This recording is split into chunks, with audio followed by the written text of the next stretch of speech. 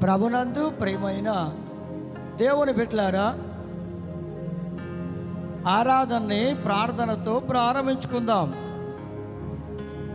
దేవుని మహాప్రేమను బట్టి, కృపను బట్టి ఆయన సన్నిధిలో చేరిన మనం వాక్యాన్ని వినడానికి దేవుడు ఒక మంచి సమయాన్ని ఇవ్వాలని కోరుకుందాం. ప్రార్థన చేద్దాం. స్తోత్రం తండ్రి, పరిశుద్ధుడైన దేవుడు, మీ మహాప్రేమను బట్టి, కృపను బట్టి, దానిని బట్టి మిమ్మల్ని స్తుతిస్తున్నాం ప్రభువా. మీరిచ్చిన సన్నిధిని బట్టి మీకు స్తోత్రాలు. ఆరాధనలో మీరు ఉండే దేవుడవు, ఆశ్చర్యకరుడైన దేవుడవు, మహిమగల దేవుడవు, సర్వశక్తివంతుడైన దేవుడవు. మీ వాక్యపు వెలుగులో బిడ్డలు నడిపించండి. మీ వాక్యం విని వారి జీవితాల్లో మేలు పొందినట్లుగా సహాయం చేయండి అయ్యా. మీ కనికరం చూపండి. మీ ఆత్మ చేత ఒక్కొక్కరిని నింపండి, బలపరచండి, స్థిరపరచండి. ఏ హృదయానికి ఏ వాక్యం అవసరమో అట్టి పరలోక సంగతులను బయలుపరిచి బిడ్డల జీవితాలను విశ్వాసములో స్థిరపరిచి మహిమ, ఘనత, ప్రభావాలు పొందమని యేసయ్య పరిశుద్ధ నామమును బట్టి ప్రార్థించి వాడుకొనుచున్నాను తండ్రి, ఆమేన్. ఎస్తేరు పాట పాడిన తరువాత వాక్యాన్ని విందాం.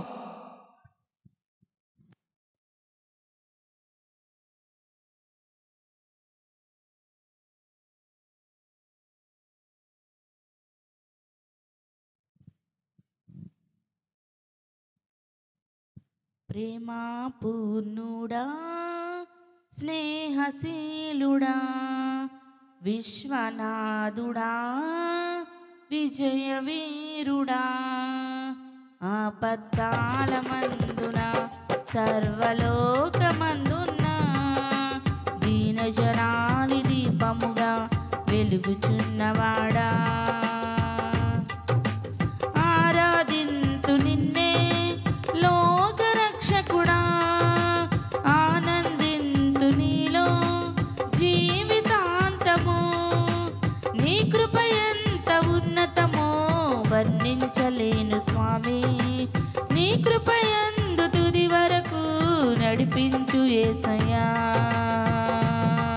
ప్రేమా పూర్ణుడా, స్నేహశీలుడా, విశ్వనాథుడా, విజయవీరుడా,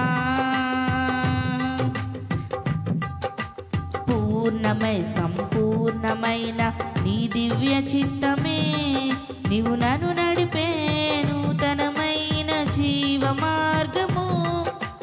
పూర్ణమై సంపూర్ణమైన నీ దివ్య చిత్తమే నీవు నన్ను నడిపే నూతనమైన జీవ మార్గము. ఇహమందు పరమందు ఆశ్రయమైన వాడవు, ఇన్నాళ్ళు క్షణమైన నన్ను మరువని యేసయ్యా. నా తోడు నీ ఉంటే అంతే చాలయా. నా ముందు నీ ఉంటే భయమే లేదయ్యా. నా తోడు నీ ఉంటే అంతే చాలయా. నా ముందు నీ ఉంటే భయమే లేదయా.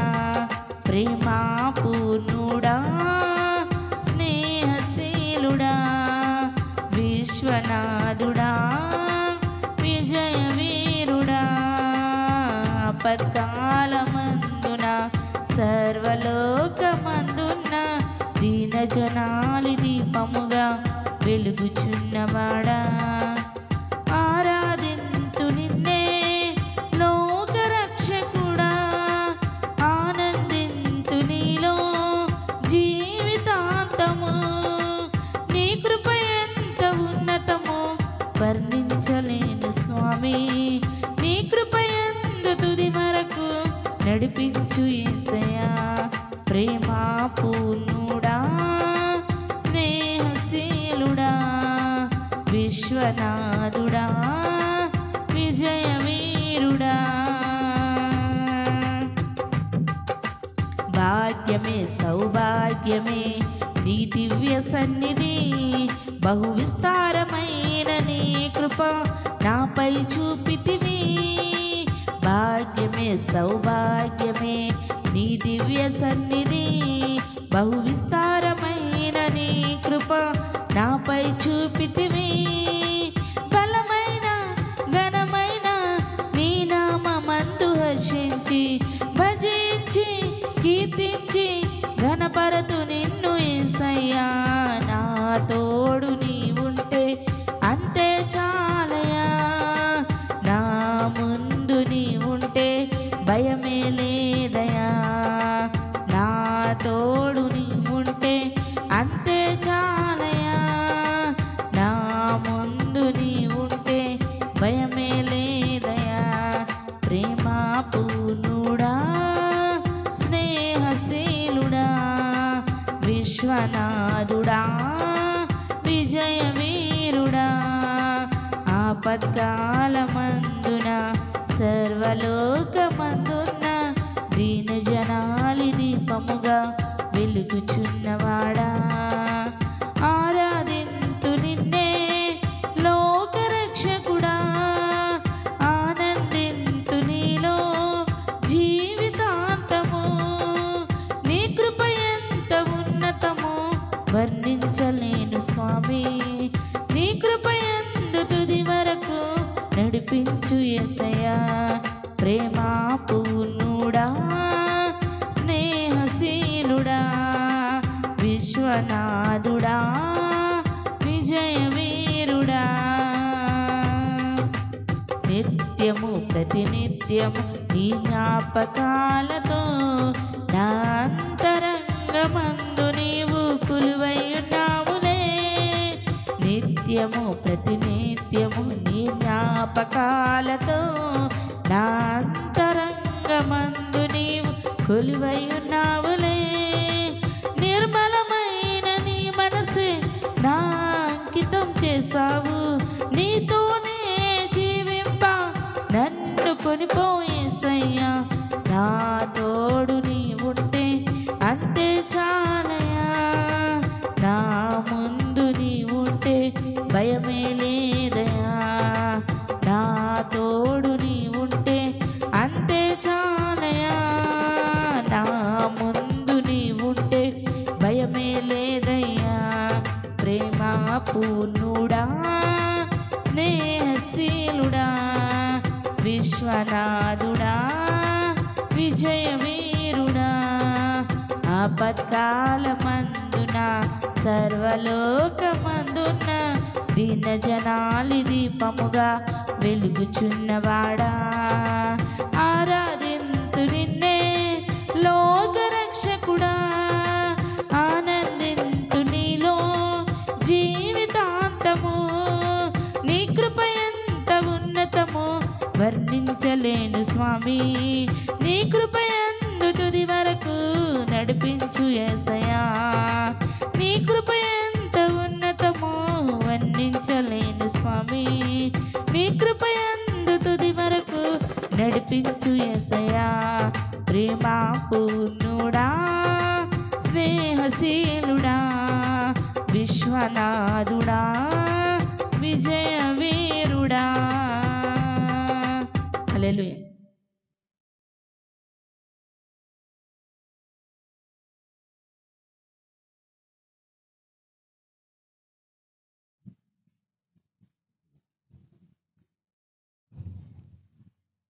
ప్రియమైన దేవుని బిడ్డలారా దేవుని వాక్య భాగాన్ని విందాం యాకోబు రాసిన పత్రిక 1వ అధ్యాయం 13వ వచనం దేవుడు కీడు విషయమై శోధింపబడనేరడు ఆయన ఎవరిని శోధింపడు గనుక ఎవడైనను శోధింపబడినప్పుడు నేను దేవుని చేత శోధింపబడుచున్నానని అనకూడదు. ప్రియమైన దేవుని బిడ్డలారా, దేవుని వలన నాకు శోధనలు కలుగుతున్నాయి, శోధన కలిగింది, ఈ శోధన ఆయన వల్లే కలుగుతుంది అని అనుకోవద్దు. ఎందుకంటే దేవుడు అన్నాడు, ఎవరిని నేను శోధింపను అన్నాడు. మరి ఎవరిని ఆయన శోధించనని ఆయన చెప్తూ ఉంటే దేవుని వలన నాకు శోధన కలుగుతుందని నువ్వు ఎలా తలస్తున్నావు? ఆ ప్రియమైన దేవుని బిడ్డలారా, మరి అసలు శోధన ఎలా కలుగుతుందంటే 3 విధాలుగా మనుష్యులకు శోధనలు కలుగుతున్నాయి. ఒకటేమిటంటే సాతాను వలన శోధన కలుగుతుంది. రెండవది దురాశల వలన శోధన కలుగుతుంది. మూడవది మానవుని దోషముల వలన శోధన కలుగుచూ ఉన్నది. చూడండి, సాతాను వలన శోధన కలుగుతుంది.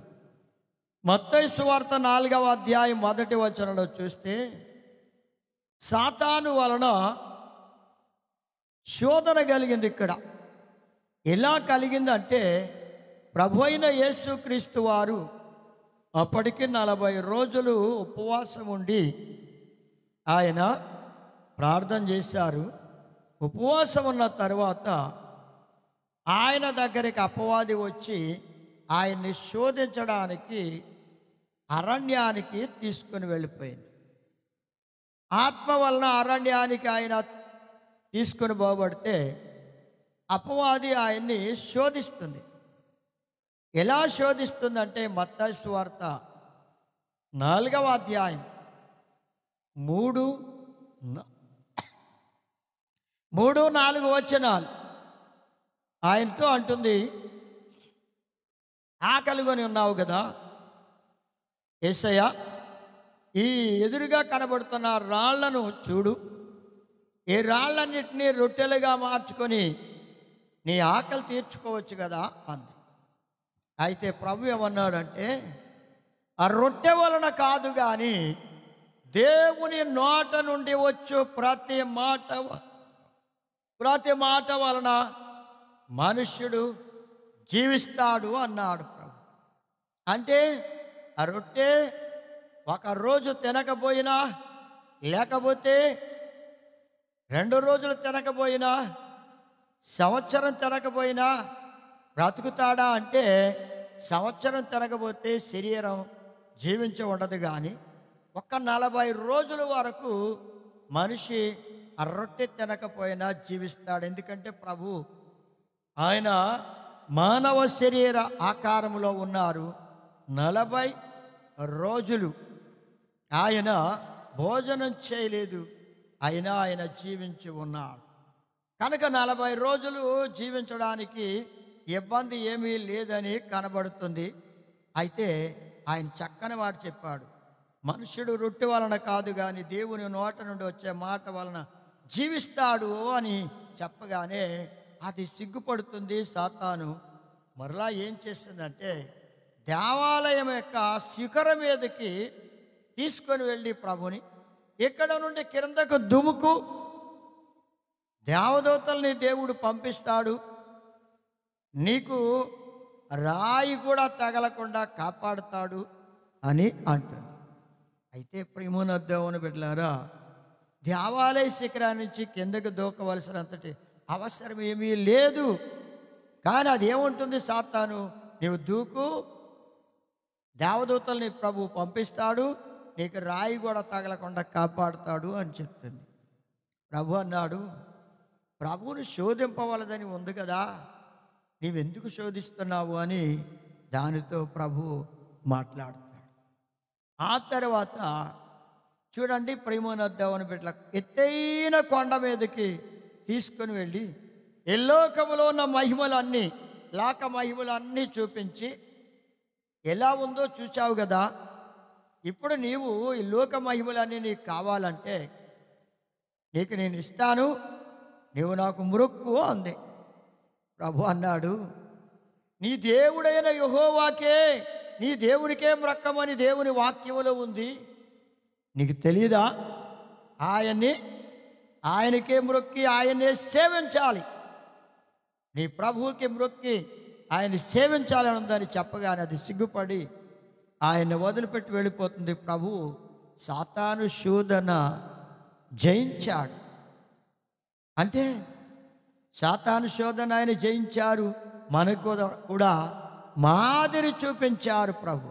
శత్రువు శోధించినప్పుడు ఎలా మనం తప్పించుకోవాలో, ఆ శోధన నుండి విడుదల పొందాలో ఆయనే మాదిరి చూపించారు. ప్రేమనొద్దామని బిడ్డలారా, అందుకే చూడండి, కొరింథీయులకు రాసిన మొదటి పత్రిక 15వ అధ్యాయం 33వ వచనంలో చూస్తే దుష్ట సాంగత్యం వలన కూడా శోధన కలుగుతుంది. దుష్ట సాంగత్యం వల్ల శోధన కలుగుతుంది. అందుకే అన్నాడు, దుష్ట సాంగత్యము మంచి నడవడిని కూడా చెరిపేస్తుంది. లూకాసు వార్త 15వ అధ్యాయం 11 నుండి 13 వచనాల వరకు చూస్తే తప్పిపోయిన కుమారుడు కనబడతాడు అక్కడ. అయితే ఇతడు దుష్టులైన స్నేహితులతో స్నేహం చేయడం వల్ల అతని జీవితంలో ఆ స్నేహం వల్ల, దుష్ట సాంగత్యం వల్ల చెడ్డ కార్యాలు వారి నుండి నేర్చుకుని ఆయన వాటి ద్వారా శోధించబడి ఆయన జీవితాన్ని పాడు చేసుకున్నాడు. ఉన్నదంతా పాడు చేసుకున్నాడు. చివరికి తన జీవితం అంతా నాశనం చేసుకున్నాడు. అలాంటి భయంకరమైన కష్ట సమయంలో, శోధన సమయంలో అతను ఏం చేశాడంటే బుద్ధి తెచ్చుకున్నాడు. అయ్యో, నాకెందుకు ఇది ఇలా కలిగింది, దీనికి కారణం ఏమిటని అతను ఆలోచించుకోగలిగాడు. నీవు కూడా ఆలోచించుకోగలిగితే నీ పరిస్థితి ఎలా ఉందో, ఏ స్థితిలో ఉన్నావో, ఏ విధంగా నీవు జీవిస్తున్నావో నీ జీవితాన్ని గురించి నువ్వు ఒక్కసారి ఆలోచన చేయాలి. ఆలోచన చేసుకోనకుండా నీవు నీ ఇష్టానుసారంగా నడుస్తూ ఉంటే ఆ దుష్ట స్నేహాల వల్ల నీ జీవితం, నీ ఆత్మీయ జీవితం నాశనం అయిపోతుందన్న సంగతిని జ్ఞాపకం చేసుకోవాలి. అయితే చివరికి ఇతను బుద్ధి తెచ్చుకున్నాడు. బుద్ధి తెచ్చుకుని ఆ తప్పిపోయిన కుమారుడు తిరిగి మరలా తండ్రి దగ్గరికే వెళుతున్నాడు. అవును ప్రేమను దేవుని బిడ్డలారా, నీవు కూడా బుద్ధి తెచ్చుకొని అయ్యో, నేను దేవునికి విరోధంగాను, తండ్రికి విరోధంగాను, మనుషులకి విరోధంగాను పాపం చేశానని ఆలోచన వస్తే ఈ శోధన నాకు కలగడానికి కారణం ఏమిటి అని ఆలోచన చేసుకుంటే మరలా తిరిగి నా తండ్రి దగ్గరికి వెళితే నాకు నెమ్మది కలుగుద్ది, నేను పోగొట్టుకున్న దాన్ని మరలా తిరిగి సంపాదించుకోవచ్చు, నా ఆత్మ రక్షణను మరలా తిరిగి పొందుకోవచ్చు అనే ఆలోచన నీకు వస్తే తప్పకుండా నీవు తండ్రి యొద్దకు, యేసయ్య దగ్గరకు వస్తే ఆయన నిన్ను శోధనలో నుంచి విడిపిస్తాడు, నీకు మేలు కలుగుద్ది. అయితే మీరు కూడా మీ పిల్లలకి స్నేహాన్ని గురించి, మంచి స్నేహాన్ని గురించి నేర్పించండి. చెడ్డ స్నేహాల వల్ల చెడిపోవడమే తప్ప బాగుపడేది ఏమీ కనబడలేదు.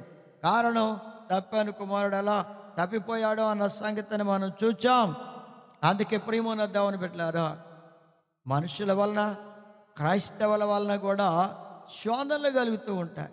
ఎలా అంటే మత్తయి సువార్త 16వ అధ్యాయం 22వ వచనంలో చూస్తే పేతురు గారు యేసు ప్రభు వారి యొక్క చేయి పట్టుకొని, ప్రభువా, అది నీకు దూరమగునుగాక, అది నీకు ఎన్నడూను కలగక ఉండునుగాక అని గద్దిస్తున్నాడు. అయితే అది ఏమిటి అని మనం ఆలోచన చేస్తే, శిలువ మరణాన్ని నీవు పొందకుండా, ఆయన శిలువ మరణం పొందకుండా ఆయన్ని తప్పించాలి లేదా ఆయన తప్పుకోవాలని చెప్తూ అభ్యంతరం చెప్తున్నాడు శిలువ మరణం పొందొద్దని. అయితే ప్రభు అంటున్నాడు, ఇది కూడా నన్ను నీవు శోధించడమే, శిలువ మరణం పొందడానికే నేను వస్తే అది నీవు పొందకూడదు, నీకు దూరమగునుగాక అంటున్నావు ఏంటి పేతురు అని అతనితో అంటున్నాడు. పేతురు వైపు తిరిగి, సాతానా, నా వెనుకకు పొమ్ము అన్నాడు. అంటే ఇప్పుడు సాతాను పేతురును ఎలా వాడుకుంటుంది అంటే ప్రభువును శోధించడానికి వాడుకుంటుంది. అలాగే మనుషులు కూడా ఏం చేస్తారు అంటే, నా ప్రియమైన దేవుని బిడ్డలారా, చూడండి, సాంప్రదాయాల ద్వారా, మర్యాదల ద్వారా, ఆచారాల ద్వారా కూడా శోధిస్తారు పేతురుని. అలా బర్నబాను కూడా సాంప్రదాయాలు, ఆచారాలు, మర్యాదల వల్ల శోధిస్తే యూదుల వలన, యూదుల ఆచారాల వలన వాళ్ళు శోధించబడి దేవునికి మహిమ తేలేకపోయారు, దేవునికి అవమానం తెచ్చిన వారయ్యారు. కనుక ప్రియమైన దేవుని బిడ్డలారా, మీరు సాంప్రదాయాల వల్ల, మర్యాదల వల్ల, ఆచారాల వల్ల దేవుణ్ణి దుఃఖపెట్టొద్దు, దేవునికి విరోధంగా జీవించొద్దు, దేవునికి అవమానం తెచ్చే బిడ్డలుగా ఉండొద్దు. ప్రభువుని నమ్ముకున్న మీ జీవితాల్లో దేవునికి మహిమ తెచ్చేవారిగా ఉండాలి. అందుకే రోమిలు రాసిన పత్రిక 2వ అధ్యాయం 24వ వచనంలో అంటున్నాడు ప్రభు, మిమ్మును బట్టే కదా నా నామము అన్యజనుల మధ్య దూషింపబడుతుంది అన్నాడు, అవమానం కలుగుతుంది అంటున్నాడు. కనుక దేవునికి అవమానం కలిగించేలా మీరు ఉండవద్దు. దేవునికి మహిమ తెచ్చే బిడ్డలుగా జీవించాలి ప్రేమన దేవుని బిడ్డలారా. ఈ విధంగా సాతాను వలన శోధన కలుగుతుంది అన్న సంగతి మనం విన్నాం. రెండవ అంశం ఏమిటంటే, నా ప్రియమైన దేవుని బిడ్డలారా, దురాశల వలన కూడా శోధన కలుగుతుంది. ఇక్కడ దురాశలు అంటే యోహాను రాసిన మొదటి పత్రిక 2వ అధ్యాయం 16వ వచనంలో చూస్తే శరీరాశ, నేత్రాశ, జీవపు డంబం, ఇవన్నీ తండ్రి వలన పుట్టినవి కావు. ఈ ఆశలు అన్నీ కూడా ఎక్కడి నుంచి వచ్చాయి అంటే సాతానులో నుంచి పుట్టుకొచ్చాయి, అపవాదిలో నుంచి పుట్టుకొచ్చాయి. కనుక ఈ జీవితంలో ఎన్నడూ కూడా వీటిని బట్టి ఆశించొద్దు. ఈ శరీరాశల్ని, నేత్రాశల్ని, జీవపు డంబాన్ని ఆశించవద్దు ప్రేమన దేవుని బిడ్డలారా. ఇవన్నీ శరీరాశలే, అనగా దురాశలు. దురాశలు అంటే మనిషి జీవితంలో ఆలోచించకూడని, తలంచకూడని, కోరుకోకూడని ఆశలవి. అటువంటి ఆశలు, ఆ శరీరాశలు లేదా దురాశలు, శరీర ఇచ్చలు మనుషుల్ని శోధిస్తాయి. ఎలా శోధిస్తాయి అన్న సంగతిని మనం ఆలోచన చేస్తే, ప్రియమైన దేవుని బిడ్డలారా, మీరు కూడా చదువుకున్నప్పుడు చిన్నప్పుడు వినే ఉంటారు. టీచర్ గారు చెప్పిన ఆ కథలు, నీతి కథలు చెప్తూ ఉంటారు. పాఠాలతో పాటు నీతి కథలు కూడా చెప్తూ ఉంటారు. అందులో ఏమనుంది అంటే, బాతు బంగారపు గుడ్డు అనే కథ చెప్తూ ఉంటారు పిల్లలకి.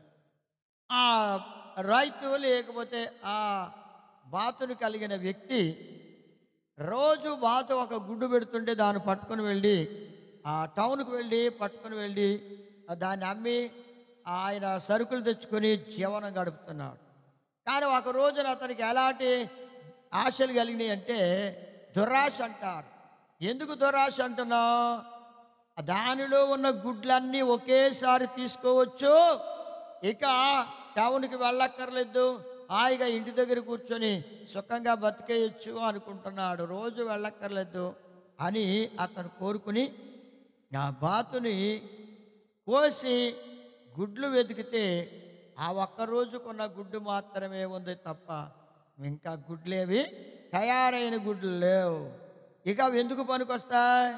తయారైన గుడ్లు అయితే ఎవరైనా కొంటారు, కానీ మిగిలిన గుడ్లు ఏమి పనికి రావు. కనుక చాలా చిన్ని ప్రజల్లో ఉన్న అవేమి పనికి రావు. అందుచేత ప్రేమన దేవుని బిడ్డలారా, ఇతను దురాశ పడ్డాడు. అతని దురాశ వలన ఉన్నది పోయింది. రోజు గుడ్డు పెడితే చక్కగా బ్రతికి జీవనం గడిపే వ్యక్తి ఒకసారి గుడ్లన్నీ తీసుకోవాలనుకున్నాడు. అది దురాశ. కనుక పేరాశలు పడి, దురాశలు పడి ఉన్న వాటిని పోగొట్టుకోవద్దు. నీ ఆత్మీయ జీవితాన్ని కాపాడుకో, పరిశుద్ధతను కాపాడుకో, యథార్థతను కాపాడుకో. లోకాశల్ని, శరీర కార్యాలని ఆశించి నీ జీవితాన్ని పాడు చేసుకోవద్దు. వ్యర్థమైన ఆశలు లేదా దురాశల్ని తెచ్చుకోవద్దు. ప్రేమన దేవుని బిడ్డలారా, జాగ్రత్త పడితే నీకు మేలు కలుగుద్ది. ఆ దురాశల ద్వారా శోధించబడ్డాడు ఆ వ్యక్తి అని మనం వింటున్నాం. అలా సాతానుడు కూడా నిన్ను దురాశల చేత శోధిస్తూ ఉంటాడు. నీకు అక్కర్లేనివి, నీకు కాని వాటిని నీవు కోరుకోవద్దు, ఆశించొద్దు. అవన్నీ దురాశలు.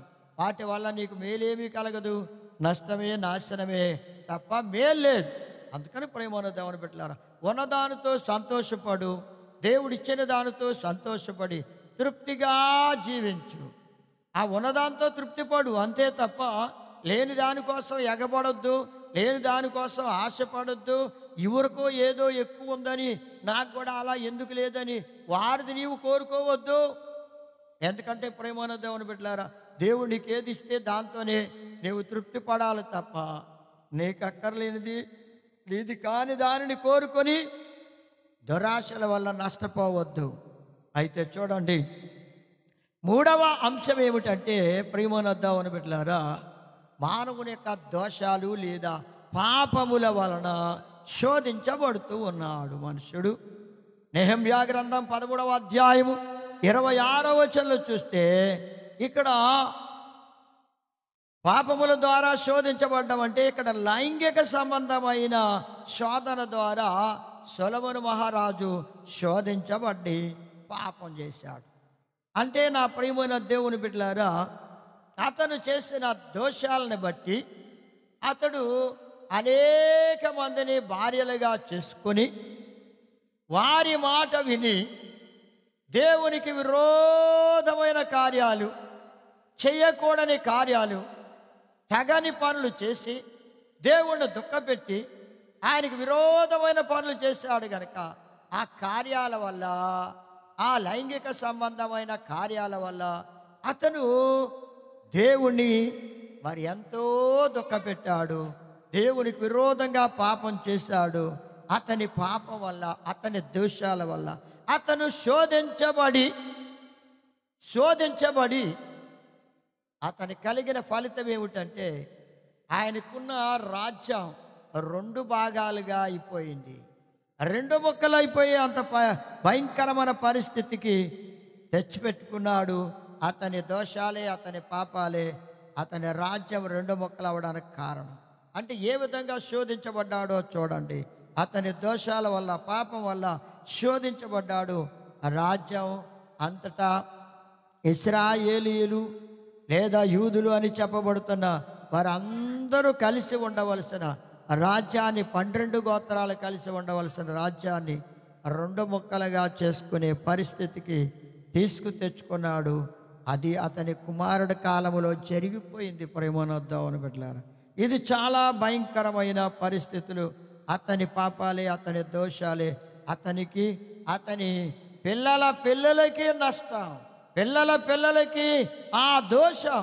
అందుకే అన్నాడు, తల్లిదండ్రులు చేసిన పాపములు, వారి దోషములు వారి పిల్లల ఒడిలో వేస్తా అన్నాడు దేవుడు. ఇప్పుడు పిల్లలకు కూడా శ్రమ కలిగింది. ఎంత నష్టమో చూడండి ప్రేమనొద్దామని పెట్టారా. అలా న్యాయాధిపతుల గ్రంథం 16వ అధ్యాయము 1, 4, 19 వచనాల్లో చూస్తే సంసోను కూడా శోధించబడ్డాడు. ఎలా శోధించబడ్డాడంటే లైంగిక సంబంధమైన పాపముల ద్వారానే శోధించబడ్డాడు. గాజాకు వెళ్ళాడు, షోరేకు వెళ్ళాడు. మరి అక్కడ అతను స్త్రీల ద్వారా శోధించబడ్డాడు. అనగా లైంగిక సంబంధమైన శోధన దెలీలా చేతిలో పడి అతని జీవితం అంతా సర్వనాశనం చేసుకున్నాడు. అతని బలాన్ని పోగొట్టుకున్నాడు, అతని జీవితాన్ని పాడు చేసుకున్నాడు.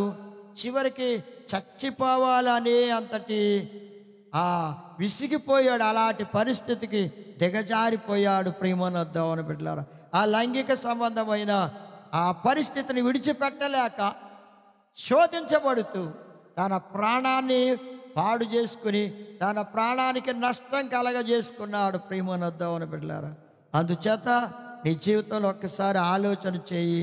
ఈ లైంగిక సంబంధమైన శోధనలో పడకుండా జాగ్రత్త పడాలి. దానివల్ల నష్టమే కానీ నీ ఆత్మీయ జీవితానికి, నీ శారీరక జీవితానికి మేలేమి ఉండదు, అంతా నష్టమే. అందుచేత జాగ్రత్త పడి పరిశుద్ధుడుగా, యథార్థవంతుడిగా జీవించడానికి తీర్మానం చేసుకోండి. ప్రేమనొద్దామని బిడ్డలారా, కనుక శోధన జయించాలంటే ఏం చేయాలి? శోధన జయించాలంటే యాకోబు రాసిన పత్రిక 4వ అధ్యాయం 7వ వచనంలో ఉన్నట్లుగా శోధన జయించాలంటే దేవునికి విధేయులై అపవాదిని ఎదిరించాలి. దేవునికి విధేయులు అవ్వాలి. నీవు లోకాన్ని, పాపాన్ని, శాతాన్ని నీవు జయించాలి అంటే దేవునికి విధేయులు అవ్వాలి. శాతాన్ని ఏం చేయాలంటండి? ఎదిరించాలి. ఎదిరిస్తే అది నీ వద్ద నుండి పారిపోతుంది. ఇక్కడ ప్రభువు దాన్ని ఎదిరించగానే అది పారిపోయింది. కనుక దేవునికి విధేయుడవు, ఆ దేవుడు నీకు సాయం చేస్తాడు. దాన్ని నీవు ఎదిరించు, అది నీ వద్ద నుండి పారిపోతుంది. ప్రభు సహాయం నీకుంటే దానిని నీవు జయిస్తావు. అలాగే మత్తయి సువార్త 26వ అధ్యాయము 41వ వచనంలో చూస్తే మీరు శోధనలో ప్రవేశించకుండానట్లు మెలకువగా ఉండి ప్రార్థన చేయండి అన్నాడు. కనుక శోధనలో పడకుండా ఉండాలంటే మెలకువగలిగిన ప్రార్థన కావాలి. ప్రియమైన దేవుని బిడ్డలారా, ఎన్నో శోధనలు నీ జీవితంలో కలుగుతూ ఉండొచ్చు. అదే నీ జీవితంలో అనేకమైన కష్టాలు, శ్రమలు, శోధనలు, బాధలు, ఏవేవో శోధనల రూపైన నీ జీవితానికి వస్తూ ఉండొచ్చు. అందుచేత నువ్వేం చేయాలి? శోధనలో పడిపోకుండా ఉండాలంటే మెలకువగుండి ప్రార్థన చేయండి. శోధనలో నుండి తప్పించుకోవాలన్నా, శోధనలో పడకుండా, కీడులో పడకుండా తప్పించబడాలంటే మెలకువగుండి ప్రార్థన చాలా అవసరం. ప్రియమైన దేవుని బిడ్డలారా, యేసు ప్రభు వారి శిష్యులు కూడా వాళ్ళు నిద్రపోయారు. మీరు శోధనలో పడకున్నట్టు మెలకువగుండి ప్రార్థన చేయమంటే వాళ్ళు నిద్రపోయారు. అందుకే వాళ్ళు శోధన కలిగినప్పుడు పారిపోయారు. ప్రియమైన దేవుని బిడ్డలారా, ప్రభువుని విడిచిపెట్టి పారిపోయారు. జాగ్రత్తగా ఆలోచన చేయండి. అందుకే మెలకువ కలిగి ప్రార్థన చేయండి. కడవరి దినాల్లో ఉన్న మీ జీవితాలను గురించి ఆలోచించుకోండి. మెలకువ కలిగి ప్రార్థన చేయండి. ప్రభు రాకడ బహు సమీపంగా ఉంది. ఆయన రాకడలో ఎత్తబడి ఆయన బిడ్డలుగా జీవించడానికి, ఆయన కొరకు నమ్మకమైన బిడ్డలుగా జీవించడానికి తీర్మానం చేసుకోండి. మెలకువగుండి ప్రార్థన చేయండి. అందుకే ఇంకొక వాక్యం చూడండి. యాకోబు రాసిన పత్రిక 1వ అధ్యాయం 12వ వచనంలో చూస్తే, శోధనలో నిలిచి ఉండాలి. శోధన కలిగినప్పుడు నిలవాలి. ఆ శోధనలో పడిపోకుండా చూసుకోవాలి. నిలిచి ఉంటే దేవుడు నీకు జీవ కిరీటం ఇస్తాడు. శోధనలో నిలిచి ఉంటే, శోధనకు నిలిచి ఉండాలి. శోధనని జయిస్తే దేవుడు నీకు జీవ కిరీటం ఇస్తాడు.